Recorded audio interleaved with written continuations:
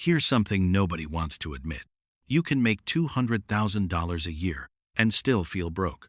And you can make $45,000 and feel totally at peace. The difference isn't the number in your bank account. It's something else entirely. And once you understand what that something is, your entire relationship with money changes forever. Let me paint you a picture of what financial anxiety actually looks like in real life. It's Sunday night. You're scrolling through your phone, but you're not really present. Your mind is somewhere else.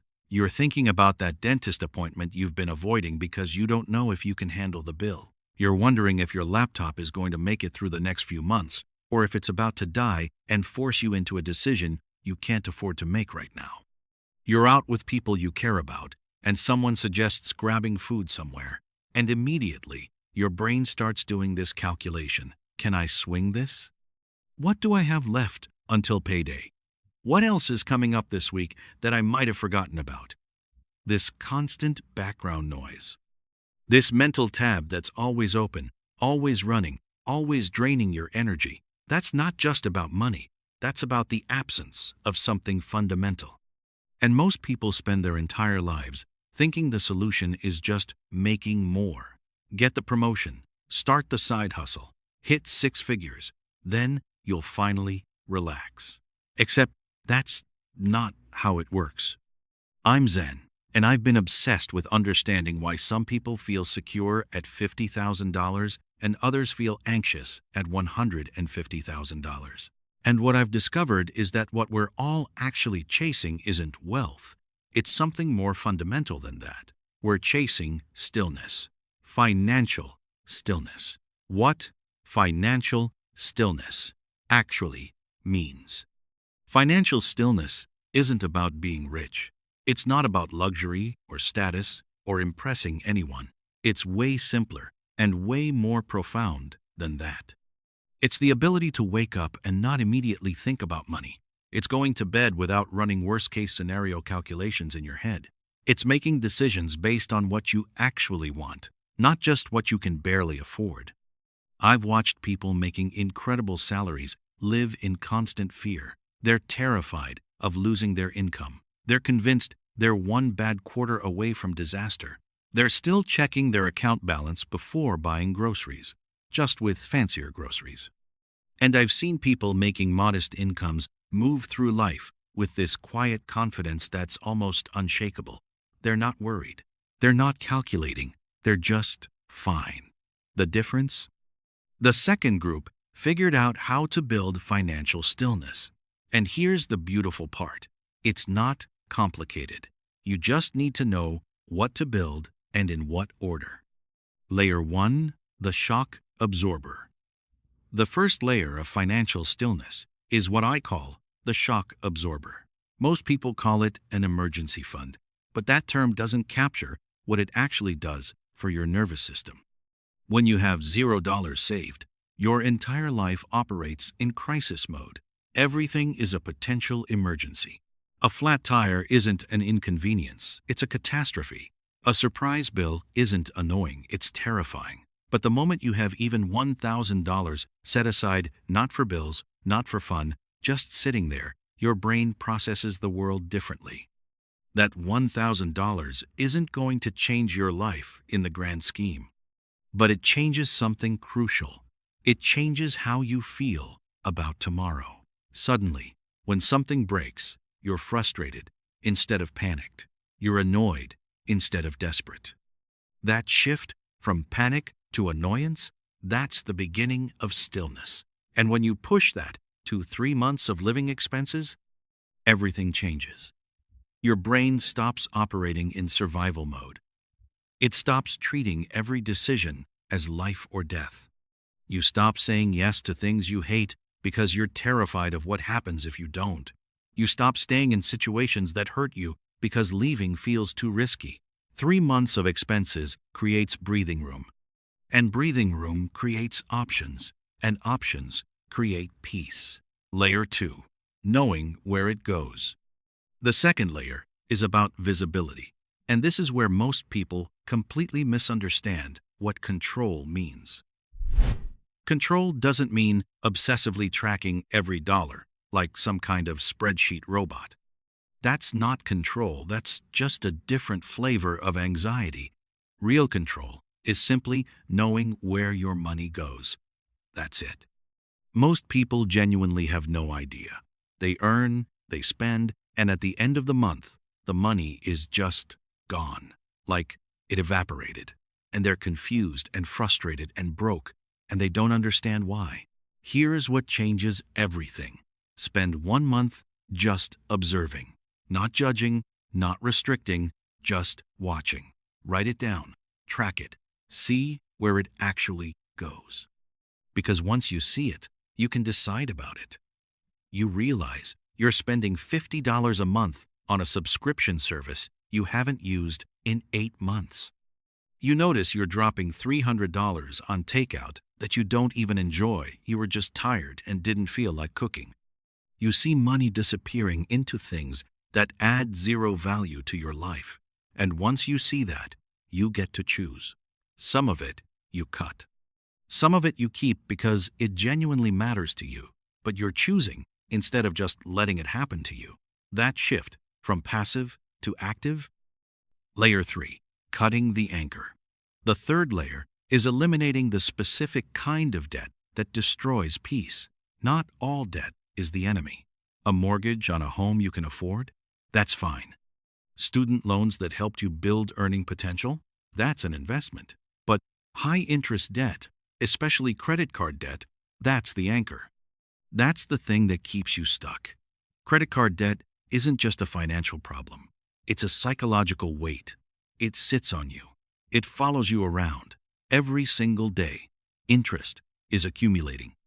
Every single day, you're losing money to something you already bought and probably don't even have anymore. You make payments, but the balance barely moves. It's this slow suffocation that never quite feels urgent until suddenly it's crushing you. Getting rid of high-interest debt isn't about the math. I mean, yes, the math matters, but what really matters is the mental freedom. People who pay off credit cards describe it the same way, like someone lifted a boulder off their chest.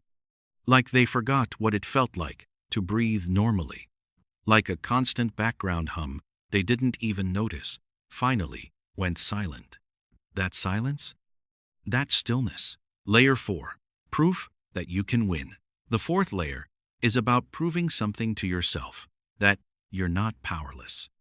Most people feel like money just happens to them. Paychecks come in, bills go out. They survive until the next paycheck. That's just how it is. That's just life. But when you save your first $1,000 and watch it sit there, untouched, protecting you, you prove to yourself that you can do hard things. When you pay off that first debt and see the balance hit zero, you prove you can win. When you cut unnecessary expenses and suddenly have an extra $150 a month, you prove you have control. These aren't just financial wins. These are psychological wins. They build on each other. They create momentum. And suddenly, you're not the person things happen to. You're the person who makes things happen. That confidence bleeds into everything. You negotiate better because you're not desperate. You make better decisions because you're not panicking. You take smarter risks because you have a foundation. Layer 5. The mindset shift. Here's the thing most financial advice completely misses. This is all psychology. Yes, the math matters. Saving rates, interest, compound growth, it all matters. But what really determines your outcome is how you think about money. Most people operate from scarcity. Money feels like it's never enough. Saving feels like deprivation.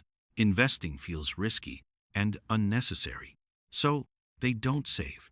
They don't invest. And their circumstances stay the same, year after year. People with financial stillness think differently. They see money as a tool that creates options. They see saving as building power. They see investing as buying future freedom. Same actions, different frame. And the frame changes everything. Once you have the foundation, the shock absorber, The visibility, the freedom from high-interest debt, the proof of small wins. Your brain shifts from scarcity to possibility. You start seeing opportunities you were blind to before. Side income that didn't seem worth it suddenly makes sense. Career moves that felt too risky now feel achievable. Decisions you were avoiding out of fear now feel manageable. Not because you suddenly have infinite money, but because you have space to think clearly. The path forward. Here's what most people don't realize. Financial stillness isn't some distant, impossible thing reserved for the wealthy. It's closer than you think. You don't need 6 figures. You don't need luck. You don't need to be special or born into the right family or somehow gifted at investing. You just need to be intentional. You need to build in the right order. Start with your shock absorber. If you don't have $1,000 saved, that's step 1. Not crypto, not individual stocks, not a business idea. Just $1,000 sitting in an account, protecting you. Then build that to 3 months of expenses.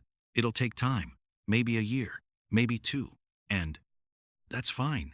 While you're building that, get visibility on your spending. Track it. Cut what doesn't serve you. Then, attack high-interest debt. Stop using credit cards if you're carrying a balance. Just stop. Pay them off.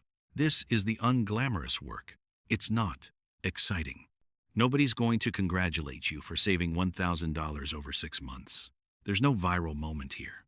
But this is what separates people who build stillness from people who stay stuck forever. Once you've built the foundation, then you think bigger. Then you invest for real. Then you build multiple income streams.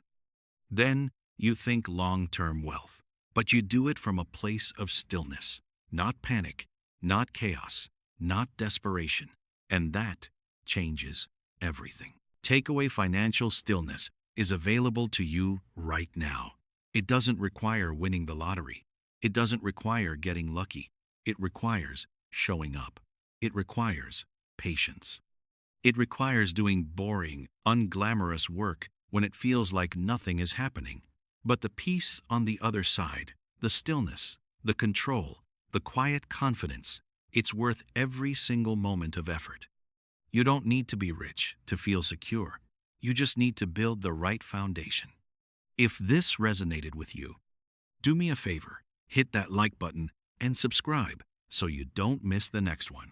I'm breaking down exactly how to build each of these layers step by step. Let's build your financial stillness together.